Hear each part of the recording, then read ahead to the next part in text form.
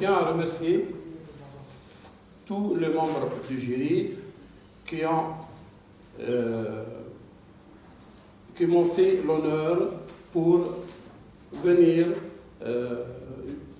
comme membre du jury.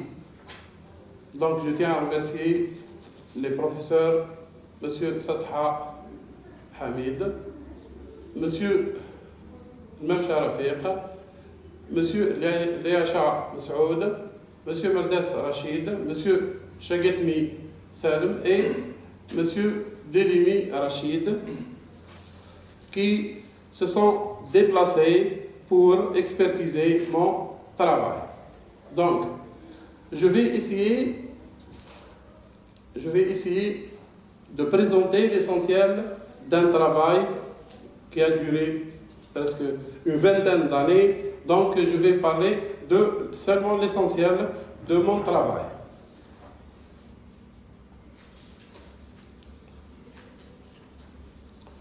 Donc, le plan de travail, au début, je vais parler des diplômes et de ma carrière professionnelle, les formations et stages. Donc, pour les activités pédagogiques, on va parler de déroulement des enseignements, du polycopier du cours que j'ai effectué, de l'encadrement des PFE et des autres activités pédagogiques.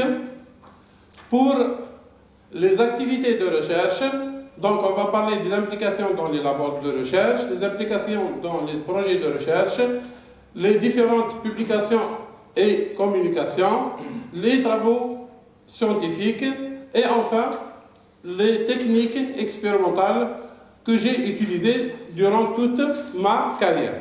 Enfin, je vais terminer par les perspectives.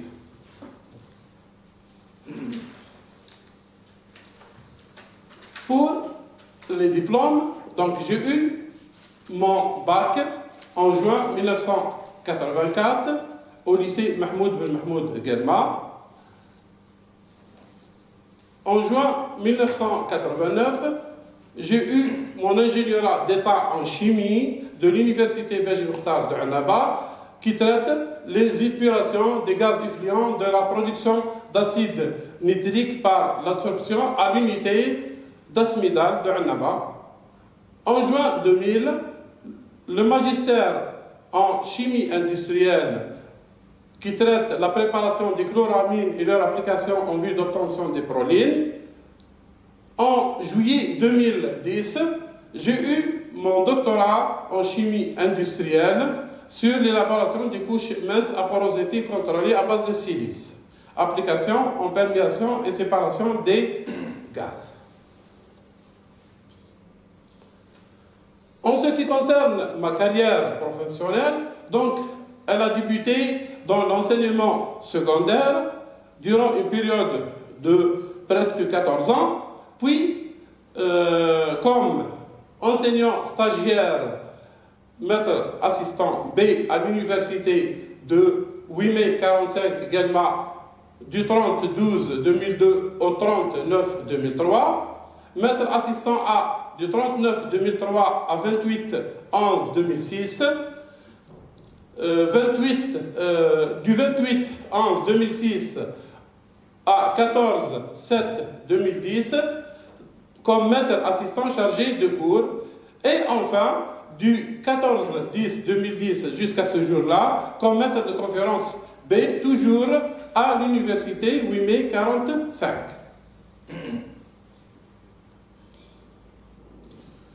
Les formations et les stages que j'ai effectués quatre stages. Le premier stage sur les aérogèles durant la période de mars à avril 2006 pour la préparation des aérogèles à base de silice. Puis, pour une période de 3 mois à l'Institut européen des membranes pour l'élaboration des couches minces à base de silice. Pour une période de 6 mois, l'élaboration des couches minces et membranes mixtes silice-alumine, toujours à l'Institut européen des membranes. Donc, durant cette période-là, j'ai effectué tous les travaux qui concernent ma thèse de doctorat. Puis, j'ai fait un autre stage du 3-3-2011 au 28-3-2011 pour l'élaboration de membranes à base de produits locaux algériens, toujours à l'Institut européen des membranes à Montpellier.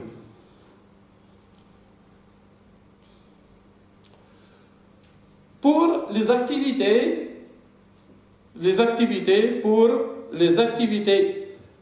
pédagogiques, je commence par l'enseignement. Donc toute ma carrière, c'était presque de l'enseignement en plus de la recherche. Donc, j'ai débuté par l'enseignement secondaire. Donc, la majorité de la période de 14 ans, c'était les cours de chimie de spécialité en technique secondaire. Et j'ai enseigné aussi la physique et chimie dans l'enseignement général.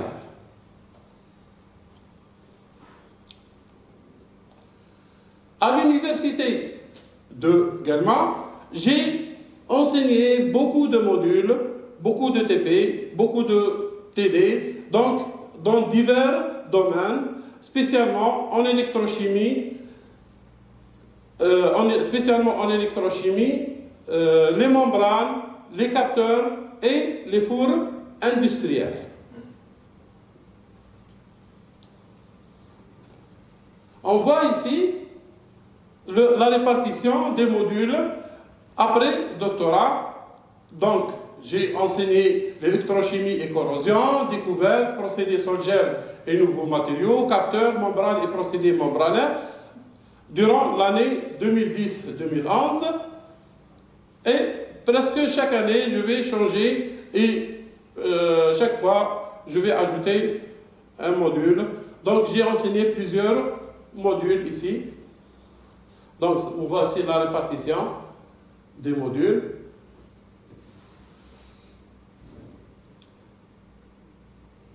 J'ai fait pour le cours membrane et procédés membranaires, j'ai fait un polycopier de cours qui traite toutes les données de membrane et procédés membranaires du cours. Donc, ce polycopier est divisé en deux parties. La première partie, elle est consacrée à la membrane, donc, c'est-à-dire la définition, la structure, les propriétés, classification, les procédés de fabrication, caractéristiques, et enfin les phénomènes de transport membranaire et colmatage.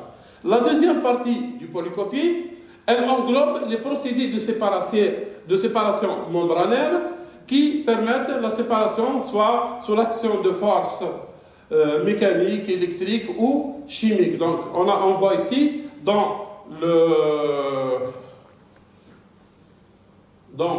les procédés, donc l'osmose inverse, la nanofiltration, la microfiltration, l'ultrafiltration, la dialyse, l'électrodialyse, le transport facilité et tout cela. Donc c'est ça le contenu du polycopier de cours.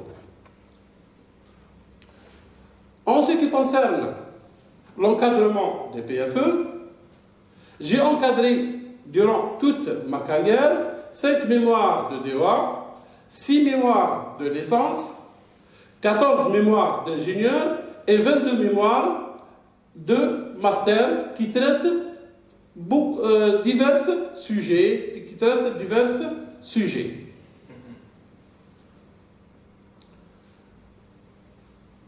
En particulier, on a ici l'encadrement des masters. Donc après doctorat, j'ai encadré 21 étudiants pour le master, 21 binômes d'étudiants pour le master. Donc on voit ici les sujets qui sont diversifiés, l'étude et suivi des propriétés des bouts de forage, influence de l'ajout des non-ions sur les briques rouges, élaboration des membranes céramiques pour microfiltration de l'eau, influence du polyéthylène-glycol sur le chromage, etc. Donc, on a beaucoup divers sujets élaboration des briques réfractaires, élaboration des briques réfractaires anti-acides, suivi de qualité, c'est un sujet industriel. Deuxième aussi, c'est un sujet industriel. Synthèse des propriétés des composites à base de polyuréthane commercial. Et les derniers sujets, à partir de 2017, j'ai commencé à travailler sur le graphène et ses dérivés. Sur le graphène et ses dérivés.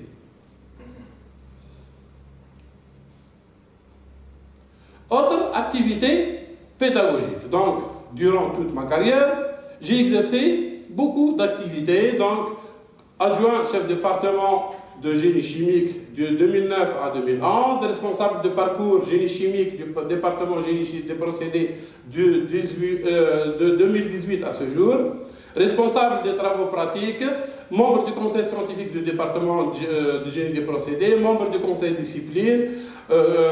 J'ai contribué à la préparation de supports pédagogiques, participé aux opérations de tutorat. J'ai encadré plusieurs sorties pédagogiques à Africa Vert, Tahir Jijel, on a su que Galma, on a Psugaras, les unités pâtes et tomates, etc. J'ai contribué à la confection des programmes pédagogiques, des comités comme dans le comité d'examen de magistère et école doctorale, membre du comité d'organisation des concours de magistère et doctorat, membre dans le comité de recrutement des ingénieurs de laboratoire pédagogique et génie des procédés, membre du conseil d'administration de l'université.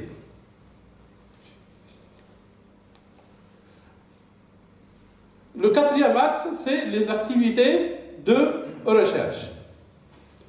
Pour les activités de recherche, on a en premier lieu l'implication dans les labos de recherche. Donc, de 2001 jusqu'à 2005, j'étais impliqué dans le laboratoire de chimie appliquée. À partir de 2005, je me suis impliqué dans le laboratoire d'analyse industrielle et génie des matériaux. Les projets de recherche, j'ai contribué aussi à divers projets de recherche pour la monodécélération catalytique des bêta-cétoesters, la préparation des ligands chiraux, l'élaboration, et tout cela, puisque je travaille sur le côté membrane et le côté synthèse. En plus des 7 projets de recherche qu'il n'a plus, j'ai contribué au projet de recherche PNR qui traite les bains d'électrolyse et étude de la détoxication des boues de traitement de surface avec l'unité des pelles et des grues de Constantine qui traite le chromage, puisqu'ils ont un problème de chromage, puisqu'ils font le chromage avec le chrome 6 qui est toxique. Donc, ici, on a essayé de substituer le chrome 6 par le chrome 3 pour faire des dépôts qu'on va voir par la suite. Les publications, liste des publications. Donc, pour les publications internationales, j'ai 2 publications internationales avant le doctorat et 2 publications internationales après doctorat. Donc, les publications internationales avant le doctorat, c'était le sujet qui traite le sujet du doctorat, c'est les membranes microporeuses, silice alumine, que j'ai réalisées. Puis, après le doctorat, donc, j'ai 2 publications le premier sur la synthèse diène-diénophile, et la deuxième publication, c'était la préparation des briques réfractaires à base de produits locaux. Pour les publications nationales, j'ai deux publications. La première publication sur la préparation des aérogènes et la deuxième, c'est la synthèse ou la préparation des résines.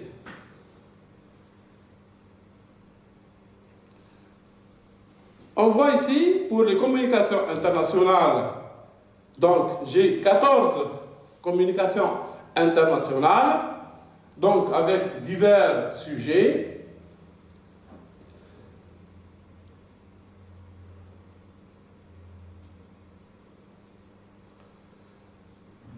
Donc, le point essentiel ici, c'est les travaux scientifiques que j'ai effectués durant toute ma carrière. Donc, c'est un résumé des travaux scientifiques que j'ai effectués.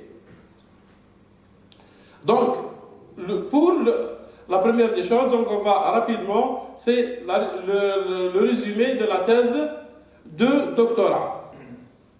Donc, la thèse de doctorat, elle est basée sur, elle a pour objectif le contrôle de la porosité lors de l'élaboration des couches minces à base de silice en jouant sur les différents paramètres de synthèse. Donc, on a élaboré plusieurs types de couches minces et de membranes et on a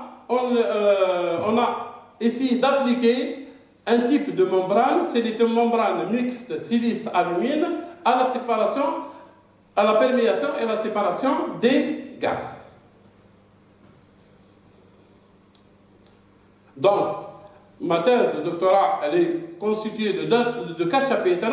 Préparation des couches silice hybrides macroporeuses, préparation des couches silice microporeuses, préparation des couches mixtes silice-alumine microporeuses, et enfin, essai de perméation au gaz.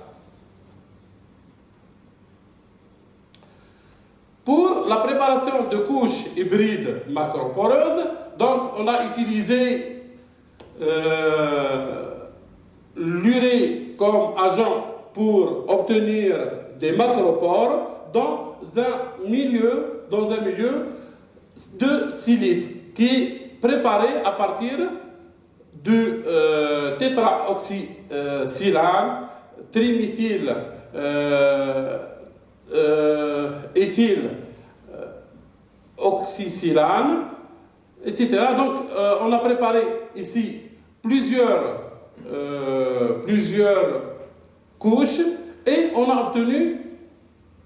a essayé ici de contrôler la forme, puisque c'était au début, on voulait faire des microstructures. On voulait contrôler parfaitement la cristallisation pour avoir des microstructures pour les utiliser dans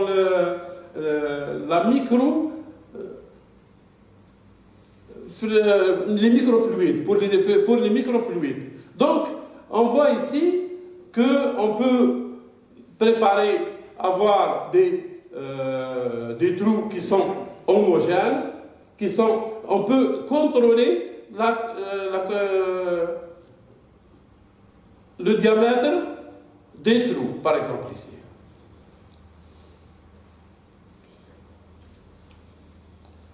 Donc, deuxième partie, c'est la préparation de couches de silice microporeuses. Donc, en premier lieu, on a préparé des couches de silice macroporeuses qui contiennent des macropores. Ici, on voit à travers le meuble qu'il n'y a pas de porosité apparente.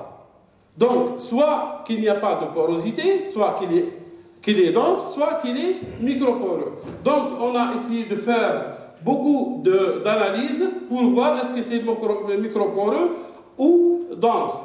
Si on va utiliser le BET, l'absorption de gaz N2, il n'est pas poreux, il est dense. Mais en utilisant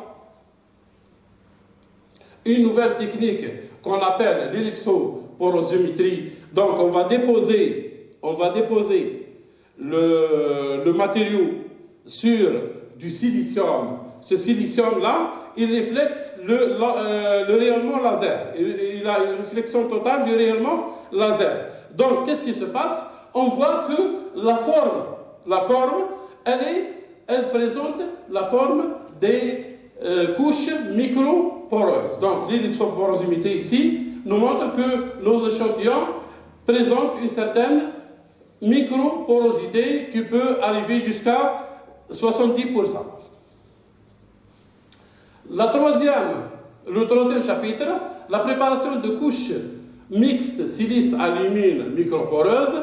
Donc, on a élaboré des sols mixtes alumine-silice, ou la silice-alumine, avec une méthode originale de synthèse. Donc, c'est une méthode en utilisant l'hydrosol d'alumine, le théos, l'éthanol et l'urée. On a obtenu notre gel qu'on a utilisé pour la préparation des couches de mix silice-alumine.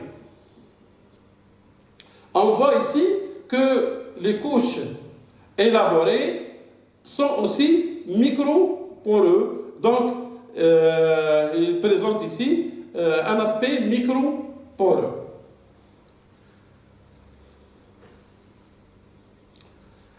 Pour voir la composition chimique et la distribution de l'aluminium dans la silice, de l'alumine dans la silice, on a effectué l'élément de l'aluminium 27 qui nous montre qu'il y a une distribution régulière, de l'alumine dans la silice.